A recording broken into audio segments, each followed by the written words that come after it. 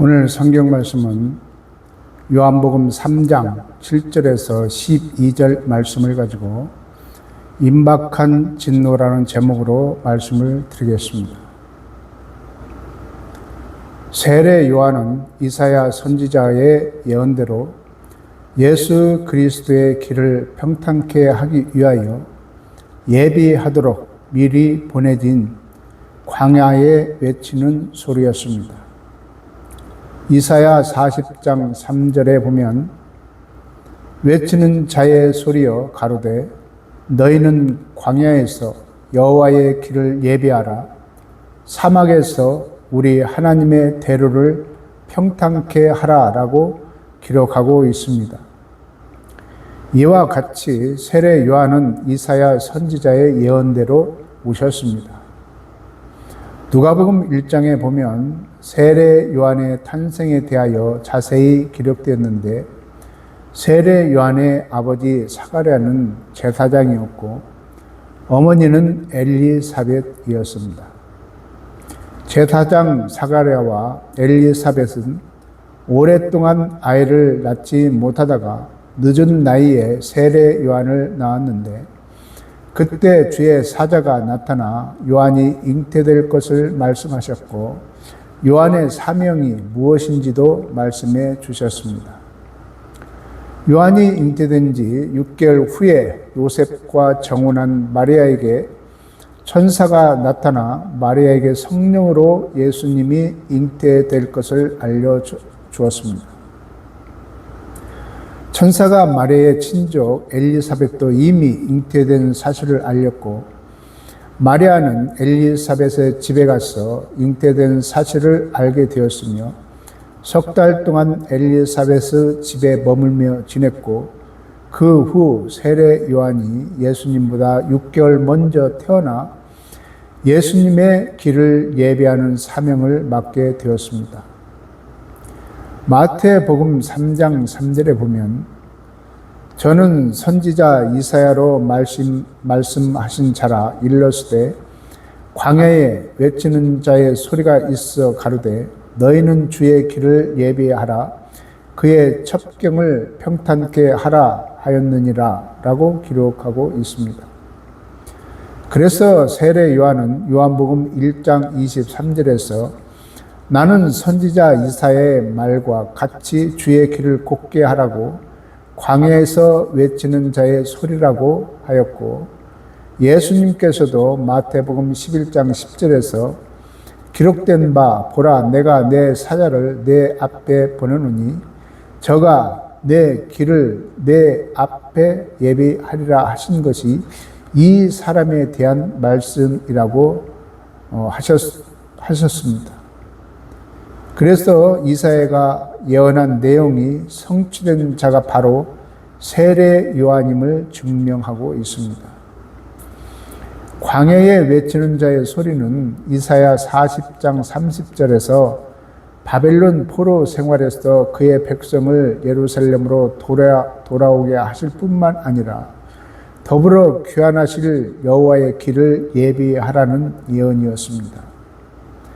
이사야의 말씀이 예수님의 길을 예비하라는 말씀으로 예언되었음을 보면 이사야의 예언이 예수님을 예표한다는 것을 알 수 있습니다. 이것은 바로 죄의 포로가 되었던 하나님의 백성들을 죄의 노예에서 해방시키고 하나님의 나라로 다시 귀환시키는 영적 의미가 있으며 온 인류의 죄를 속죄하고 구원하실 예수 그리스도의 길을 예비하기 위하여 미리 보내신 자가 세례 요한이었음을 말씀하고 있는 것입니다. 주의 길을 예비하라는 말씀을 보면 예수 그리스도께서 바로 우리의 주인이라는 사실을 보여주고 있습니다. 이 말씀은 참으로 놀라운 말씀으로 이 세상을 창조하시고 만드신 그 분 곧 여호와 하나님께서 오신다는 것을 보면 신기하고 놀라운 일이 아닐 수 없습니다. 이러한 창조자가 오신다는 일에 세례 요한이 그의 길을 예비하기 위해 선택되었다는 것은 참으로 놀랍고 축복된 일이 아닐 수 없습니다. 이러한 세례 요한이 광야에서 약대 털옷을 입고 허리에 가죽들을 띠고 메뚜기와 석청을 먹으면서 외치는 말씀이 회개하라 천국이 가까이 왔다라고 전파했습니다.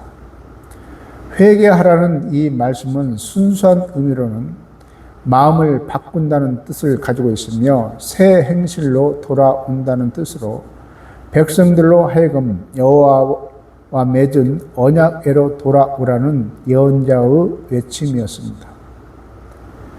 유대인 중에도 믿음 없는 자가 있고 우상 숭배자가 있었기 때문에 이러한 불신과 영적 음행에서 돌이키라는 의미를 품고 있습니다. 실로 이 말씀은 머리로만 생각을 수정하고 감정으로만 후회하는 정도가 아니라 죄와 악한 행실로부터 완전히 돌아서는 전인격적인 참회이며 동시에 하나님의 은혜로 말미암아 메시아를 영접하는 마음과 행위의 철두철미한 변화를 가리키고 있습니다.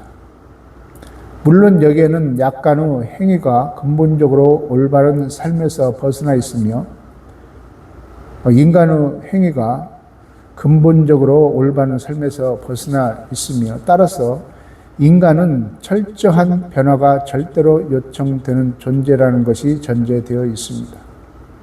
한편 이 같은 회개는 합당한 열매를 맺음으로써만 참 회개임이 증명되는 것입니다.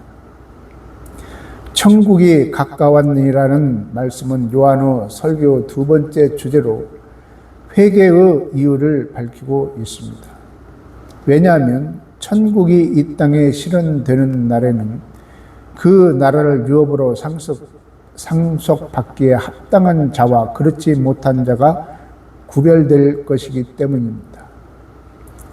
따라서 그 나라에 들어가기 위해서는 하나님과의 올바른 관계가 요구되는 것입니다.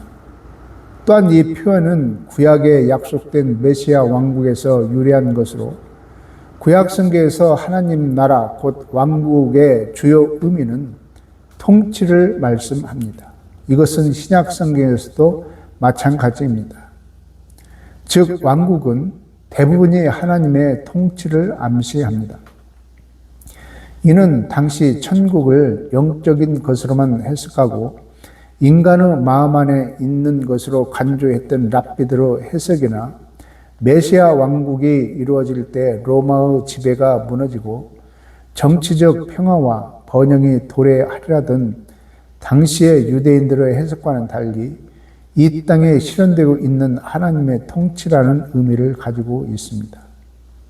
이러한 사실은 구약에서는 대적들을 멸망시키고 이 땅에 공평과 정의로운 나라를 세우실 하나님의 강림과 통치에 대한 기대로 고조되어 다윗의 언약 성취에 대한 대망으로 나타나기도 했으며 여호와의 날로서 심판의 어두움으로 이해되기도 하였습니다.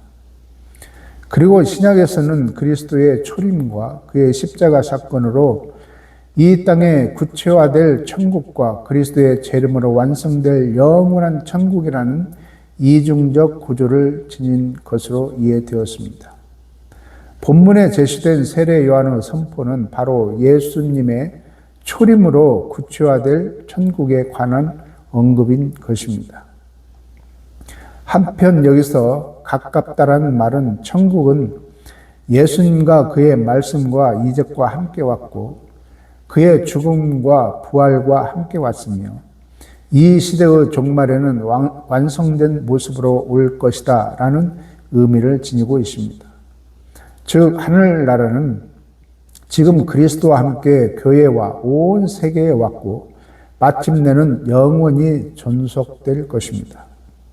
이러한 세례 요한의 회개하라 천국이 가까이 왔다라는 외침에 예루살렘과 온 유대와 요단강 사방에서 많은 사람들이 세례 요한에게 나와서 자기들의 죄를 자복하고 요단강에서 그에게 세례를 받았습니다.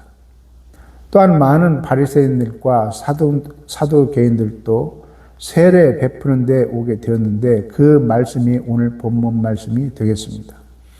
마태복음 3장 7절에서 12절까지 보겠습니다. 요한이 많은 바리새인과 사두개인이 세례 베푸는 데 오는 것을 보고 독사의 자식들아 누가 너희를 가르쳐 임박한 진도를 피하라 하더냐. 그러므로 회개에 합당한 열매를 맺고 속으로 아브라함이 우리 조상이라고 생각지 말라. 내가 너에게 이르노니 하나님이 능히 이 돌들로도 아브라함의 자손이 되게 하시리라. 이미 도끼가 나무 뿌리에 놓였으니 좋은 열매 맺지 아니하는 나무마다 찍혀 불에 던지우리라. 나는 너희로 회개케 하기 위하여 물로 세례를 주거니와 내 뒤에 오시는 이는 나보다 능력이 많으시니 나는 그의 신을 들기도 감당치 못하겠노라. 그는 성령과 불로 너에게 세례를 주실 것이요 손에 키를 들고 자기의 타작마당을 정하게 하사 알곡은 모아 곡간에 들고 쭉정이는 꺼지지 않는 불에 태우시리라. 유대 광야에서는 소수의 사람들이 운동 생활을 하며 흩어져 살았는데 세례 요한의 시대에도 극단적인 유대 종파의 하나인 에세네파도 그 중에 하나였습니다. 세례 요한이 성장했던 곳이었고 초기 사역지가 바로 이 광야였습니다. 또한 유대인들의 역사를 볼 때 광야는 단순히 소외된 지역으로만 여겨지지 않고 예언적 의미를 갖고 있는 특수 지역이었습니다. 그 예로서 율법이 광야에서 계시되었고 열심 당원들도 광야를 은신처로 삼았었습니다. 이러한 의미에서 세례 요한의 사역은 현재적으로나 역사적으로나 생동감 있게 예언적 특성을 더욱 강조해 주고 있습니다. 따라서 그가 광야를 사역 장소로 택한 것도 하나님의 지시에 따른 것이었고 실로 세례 요한의 전파지로 택하신 광야야말로 이스라엘의 타락한 영적 상태를 적절히 묘사하고 있음을 볼 수 있습니다. 또한 예수님은 세례 요한을 가리켜 다시 오리라 했던 엘리야라고 말씀하고 있는데 마태복음 17장 12절과 13절을 보면 내가 너에게 말하노니 엘리야가 이미 왔으되 사람들이 알지 못하고 임으로 대우하였도다. 인자도 이와 같이 그들에게 고난을 받으리라 하시니 그제야 제자들이 예수의 말씀하신 것이 세례 요한인 줄을 깨달으니라고 기록하고 있습니다. 참으로 신비한 말씀임을 볼 수 있습니다. 마태복음 3장 4절에도 보면 이 요한은 약대 털옷을 입고 허리에 가죽들을 띠고 음식은 메뚜기와 석청이었더라고 기록하고 있는데 약대 털옷은 검소하고 금욕적인 생활을 하는 사람들의 모습을 상징한 옷차림으로써 엘리야의 의상과 일치를 이룹니다. 열왕기하 1장 8절에 보면 저희가 대답하되 그는 털이 많은 사람인데 허리에 가죽띠를 띠었더이다. 왕이 가로되 그는 디셉 사람 엘리야로다 라고 기록하였고 말라기 4장 5절에도 보면 보라 여호와의 크고 두려운 날이 이르기 전에 내가 선지 엘리야를 너에게 보내리니 라고 기록한 것을 보면 결국 요한이 엘리야가 다시 오실 예언의 성취자임을 볼 수 있습니다. 실로 투박한 털옷은 선지자들이 주로 입는 옷으로 알려졌으며 백성들의 죄를 책망하기 위해 하나님으로부터 보내심을 받은 선지자들이 백성의 죄를 자신이 대신하여 슬퍼하는 감정을 표현하기 위해 입었다고 합니다. 이 옷은 약대의 가죽 옷이 아니라 단지 낙타 털로 거칠게 짠 옷이었습니다. 한편 약대 털옷을 입은 세례 요한의 모습은 당시에 죄악된 현실을 부정하며 회개를 선포하는 그의 사역과 일치합니다. 가죽띠는 풍성한 겉옷을 허리에 단단히 묶기 위한 것으로 가난한 사람들의 옷차림에서 흔히 볼 수 있었고, 메뚜기는 몸집이 큰 종류의 메뚜기로서 레위기에서도 식용으로 허락된 정결한 식물이었습니다. 지금도 동양에서는 메뚜기를 식용으로 삼는데 유대에서는 하층이나 천민들의 음식으로 사용했다고 합니다. 석청은 여러 가지 견해가 있으나 야생 꿀로서 구약 성경에서 이 단어가 자주 나타나는 것으로 보아 바위 틈새에 만들어진 야생 꿀로 이야기합니다. 메뚜기와 석청은 광야 생활을 하는 가난한 사람들을 연상시키고 철저한 자기 절제와 고독한 삶을 살았던 예언자들의 경건한 행위를 암시해 줍니다. 세례 요한은 의복과 음식으로 백성들에게 회개와 임박한 천국을 전했던 것입니다.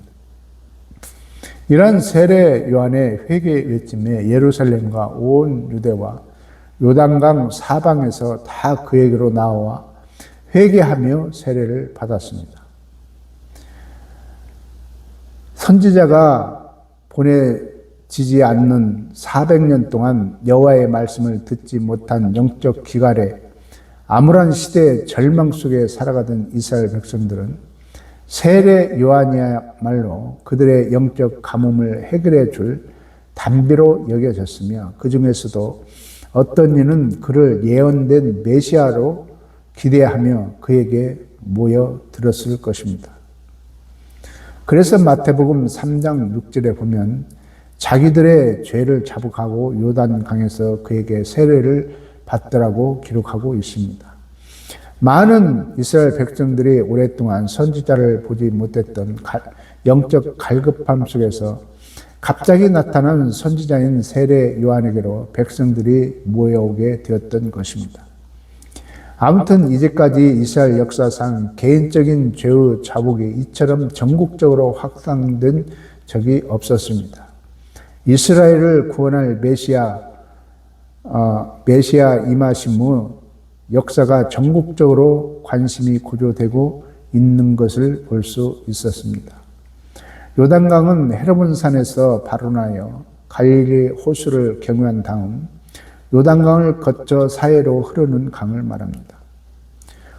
갈릴리 호수에서 요단강을 거쳐 사해까지의 직선 거리는 약 217km인데 강의 굴곡과 경사 때문에 400km 이상이 된다고 합니다. 요단강은 이스라엘의 최대 강이며 이스라엘 산업의 젖줄이 되는 중요한 강입니다. 따라서 이스라엘 역사와도 필연적인 깊은 관계를 가지고 있기 때문에 바로 이곳에서 세례 요한이 사역을 시작한 것은 의미가 깊은 일이라 여겨집니다. 요단강에서 많은 사람들이 요한으로부터 세례를 받게 되었는데, 할례는 아브라함 이전에도 있었지만 그 전에는 여호와 하나님과의 계약 의미가 부여되지 않았던 것처럼 당시 세례 행위는 드문 일이 아니었지만 세례의 죄에 대한 고백과 씻음, 그리고 그리스도와의 연합이라는 상징적 의미가 부과된 것은 세례 요한에게서 유래하고 있는 것입니다. 따라서 요한이 회개하고 세례 받음으로써 메시아의 오심을 준비하자고 강력히 촉구한 점으로 보아 적어도 공개적으로 죄와 인연을 끊는 것이 세례의 전제 조건이었다고 추측할 수 있습니다. 한편 요한의 세례가 온 몸을 물에 잠기게 하는 침례를 행하였다는 것이 일반적인 견해이나 세례 의식이 침수인지 아닌지가 중요한 것이 아니라 그 의식이 상징하는 중요한 목적이 회개와 사죄에 있는 것이고, 그로 말미암아 얻어지는 것이 새 생명이기 때문에 이것이 중요한 것입니다. 요한은 계시 수준의 세례를 베풀었고 예수님께서는 완성된 구원의 사역에 세례를 베푸셨습니다. 오늘 본문 마태복음 3장 7절에 보면 세례 요한의 심한 책망을 볼 수 있는데, 요한이 많은 바리새인과 사두개인이 세례 베푸는데 오는 것을 보고 이르되, 독사의 자식들아, 누가 너희를 가르쳐 임박한 진노를 피하라 하더냐라고 기록하고 있습니다. 바리새인은 성별된 자로서 율법과 구전으로 된 조상들의 모든 전통을 엄격히 지키고 영혼 불멸과 부활과 내세와 천사의 존재 등을 믿으며 배타성이 강한 무리들을 가리킵니다. 그러나 그들의 분리주의는 율법의 순수한 정신과 내면적 경건을 무시하고 형식주의적인 위선과 외모를 중시하는 외식주의로 전락하여 그리스도의 가르침과는 거리가 멀었습니다. 그들의 본래의 모습은 율법의 수호자로 자처할 만큼 율법 준수에 철저했고 의로운 이스라엘을 고대하며 장차 도래할 메시아 왕국에 대한 소망으로 가득 차 있었습니다. 그런데 본문에서 바리새인들이 요한에게 온 것은 메시아에 대한 그들의 지대한 관심을 겉으로 나타내기 위함이었을 것입니다. 그들은 회개의 메시지가 선포되는 현장에 회개에는 관심이 없고 외식에 옷만을 걸치고 거만하게 나타난 것입니다. 사두개인은 유대의 전승에 따르면 다윗과 솔로몬 시대의 제사장 사독이란 인물에게서 기원하였다고 합니다. 이들은 민족주의자들로서 바리새파, 에세레파와 함께 유대 3대 종파의 하나이며 바리새인들과는 적대적인 당파였습니다. 또한 그들은 바리새파보다 수적으로 열세였지만은 정치적, 경제적으로 상당한 위치에 있었고 특히 교육의 혜택을 많이 받은 합리주의자들이었으며 제사장급의 고위층이었습니다. 그들은 모세 오경 이외에는 모든 전승을 부인하였고 내세도 부활도 천사도 심지어 하나님의 섭리도 믿지 않았습니다. 따라서 그들은 무익한 세상적인 열심과 인간의 이성의 절대적인 기준을 두는 오류에 빠져 있었습니다. 세례 요한에게 바리새인들과 사두개인의 상호 적대적인 두 파가 함께 왔다는 것은 그들이 세례를 받으러 왔다는 것이 아니라 많은 사람들이 와서 세례를 받는 모습을 보기 위해 왔을 것이라는 것입니다. 왜냐하면 세례 요한의 책망으로 보아 알 수 있습니다. 나중에 이 두 파는 종교적 목적에서는 상호 적대적이었지만 예수님을 정치적으로 대적하는 목적에서는 연합하는 악한 모습을 볼 수 있습니다. 그래서 세례 요한은 이들에게 독사의 자식들아 라는 말로 종교적 정치적 지도자였던 그들에게 저주받는 독사의 자식이라고 심한 욕을 한 것은 위선과 가식과 기만으로 길들여진 그들을 향한 신적 권위에 의한 책망과 그들에게 닥칠 화를 선포하는 것이었습니다.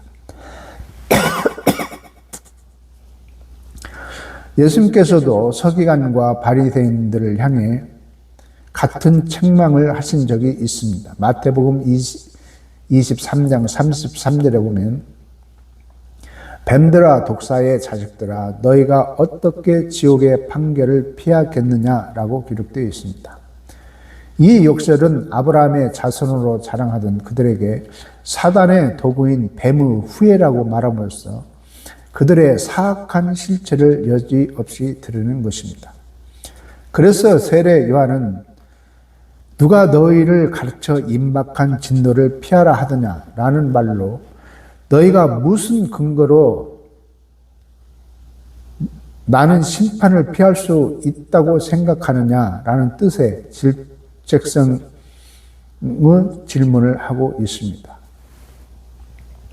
엘리야로 예언된 세례 요한이 주의 길을 예비하기 위해 등장한 천국을 선포할 때 이미 임박한 진노가 암시되어 있었습니다.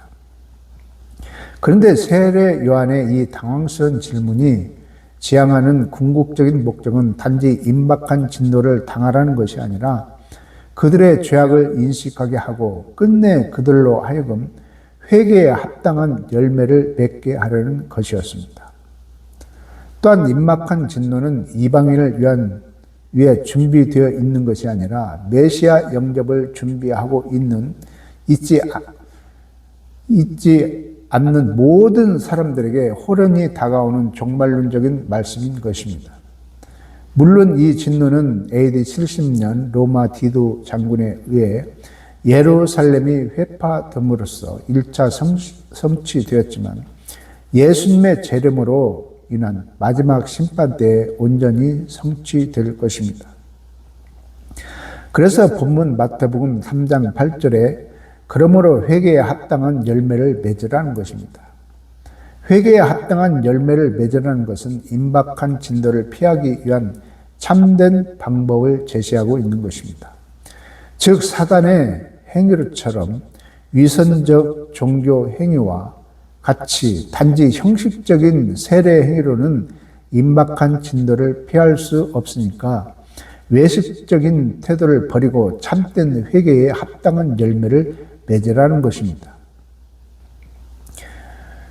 바리새인들은 외형적으로는 많은 의로운 일을 행하였으나 그의 내면은 결코 의롭지 않기 때문에 하나님의 기준에 합당하지 못했던 것입니다.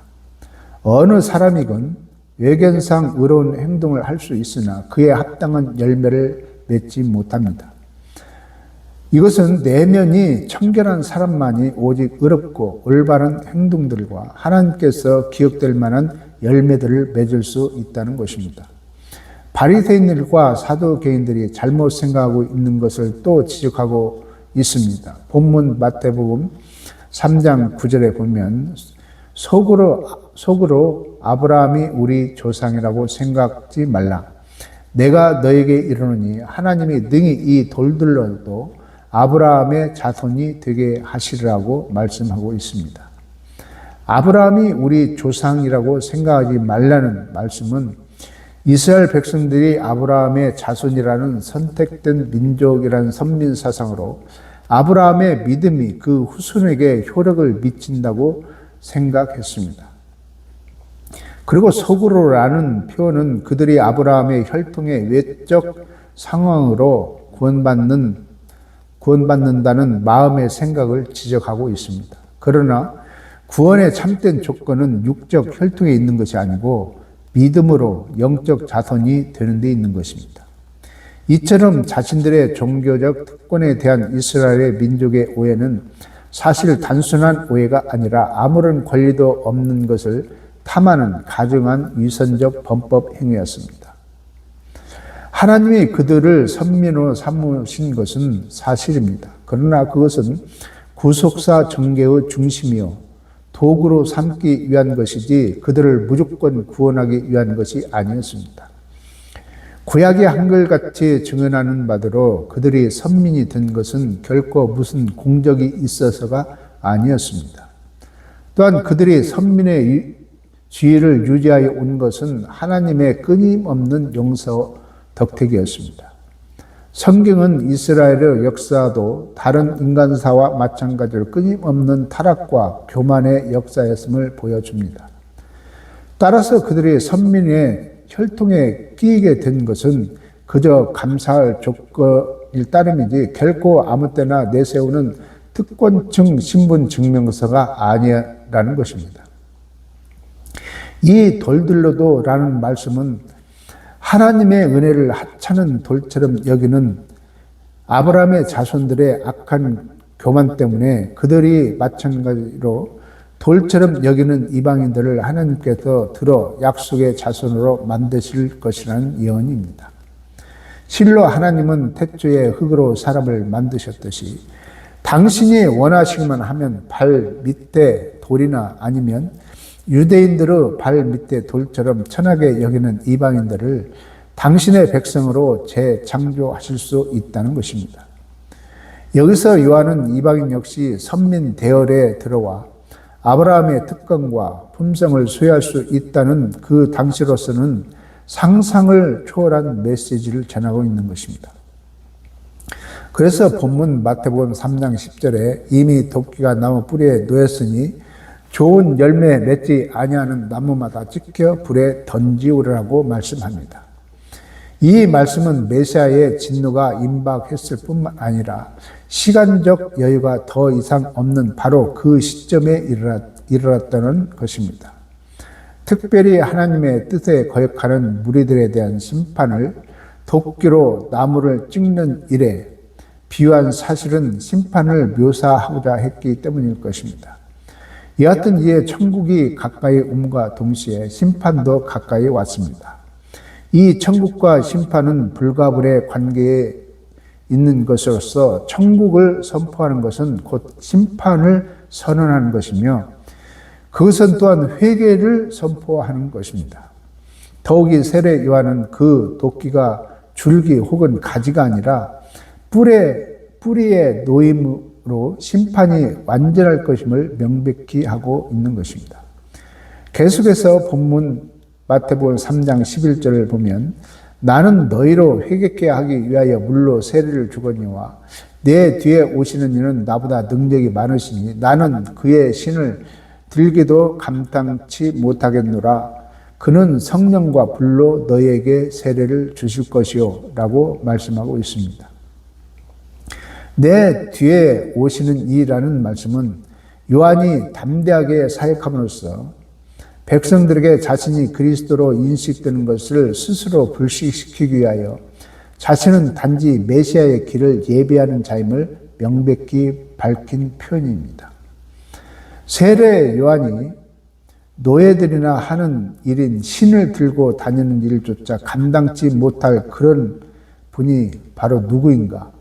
그가 말하고 있는 오시는 이는 바로 말씀 그 자체이신 그리스도임을 가르쳐 주고 있습니다. 그의 신을 들기도 감당치 못하겠노라는 말씀은 자신이 없다는 뜻이 아니라 도덕적, 영적으로 그 일을 수행할 만한 가치 없는 존재임을 고백하고 있는 것입니다. 실로 요한의 이 고백은 예수님의 충만한 신성을 정확히 인식함으로써 가능한 자기 고백이었습니다. 그는 성령과 불로 세례를 주실 것이요 라는 말씀은 성령과 불로 세례를 준다는 것은 인간이 할 수 없는 일로 바로 창조자이신 예수 그리스도만이 할 수 있는 이름을 고백하고 있는 것입니다. 또한 본문 마태복음 28장 12절에서 손에 키를 들고 자기의 타작마당을 정하게 하사 알곡은 모아 곳간에 들고 쭉정이는 꺼지지 않는 불에 태우시라고 말씀하고 있습니다.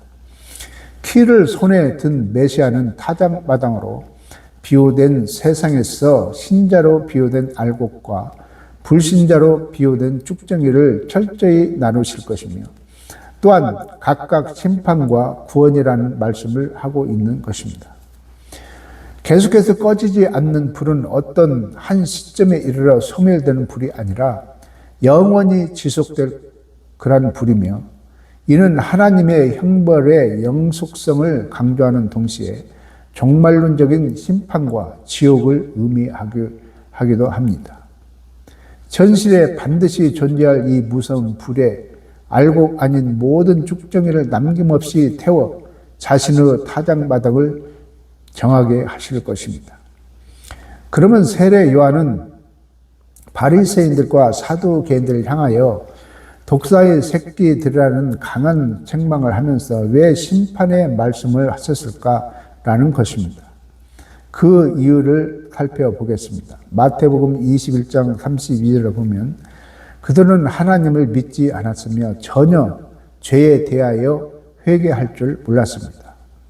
요한이 의의 도로 너희에게 왔거늘 너희는 저를 믿지 아니하였으되 세례와 참기는 믿었으며 너희는 그것을 보고도 종시 뉘우쳐 믿지 아니하였도다라고 기록하였고 누가복음 11장 39절에서는 바리새인들은 겉은 깨끗한 것처럼 보이나 속은 탐욕과 악독이 가득하다고 했고 누가복음 11장 42, 43절에서는 공의와 하나님의 사랑을 버렸고 높은 자리와 문안 받는 것을 좋아했다고 했습니다.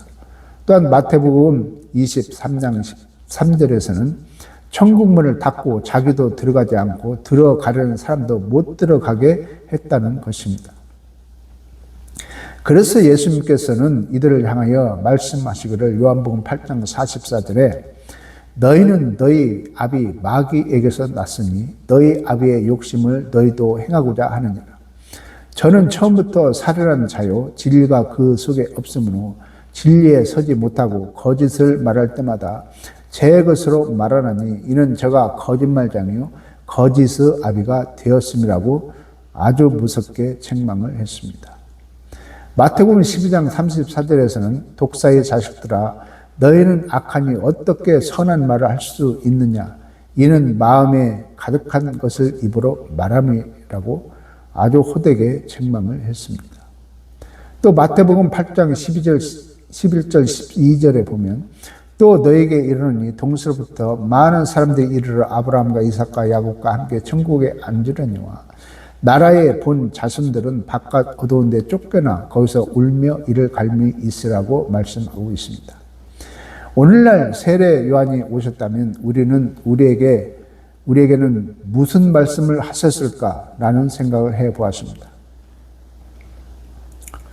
하나님의 놀라운 은혜와 축복으로 한국 교회가 놀랍게 성장했는데 내면적인 신앙의 모습은 탐욕으로 가득 차 있고 세상의 빛이 되지 못하고 있는 모습을 보면 우리의 신앙이 외식적인 신앙으로 변질된 것이 아닌가라는 것입니다. 성도들이 교회를 떠나고 전도가 되지 않는 모습을 보면 교회가 이미 세상에서 빛을 잃어버리고 소금의 맛을 잃어버린 것이 아닌가라는 것입니다. 부흥이 무엇인가? 교회를 아름답게 건축하고 많은 교인을 모으면 부흥인가? 내면적인 깊은 신앙은 점점 사라지고 예배가 축소되고 기도의 모임이 식어지고 전도와 이웃에 대한 사랑은 외면하면서 외형적인 모습만 아름답게 꾸미는 신앙이 부흥인가? 이것이 세례 요한의 시대에 책망받듯이 오늘날 우리도 책망받을 일이 아닌가라는 것입니다. 교회가 무너지고 있는데 내 교회만 잘 되면 된다는 얘기인가? 세례 요한의 외침에 우리는 잘못된 신앙을 돌아보아야 되지 않는가라는 것을 깊이 생각해 보아야 할 것입니다. 사랑하는 성도 여러분, 하나님의 임박한 진도를 피할 방법을 세례 요한은 우리에게 가르쳐 주고 있습니다. 세례 요한의 외치는 소리를 들으면서 우리의 신앙을 다시금 돌아보는 시간이 되기를 주님의 이름으로 축원을 드립니다. 기도하겠습니다. 은혜로우신 하나님 아버지, 오늘 또 거룩한 주일 귀한 주님의 말씀을 나눴습니다. 우리도 어느덧 세례 요한의 시대처럼 타락해져 버리고 세례 요한의 책망을 듣는 자리에 있지 않나. 오늘 말씀을 통해서 우리 자신들을 돌아보았습니다. 우리가 잘못된 길을 가고 있는지 돌아보게 하시고 하루속히 그 길에서 돌이켜서 주님께로 돌아오게 하시고 다시금 처음 사랑, 처음 신앙, 처음 믿음, 처음 열심을 회복할 수 있는 은혜를 베풀어 주시옵소서. 예수 그리스도 이름으로 기도드립니다. 아멘.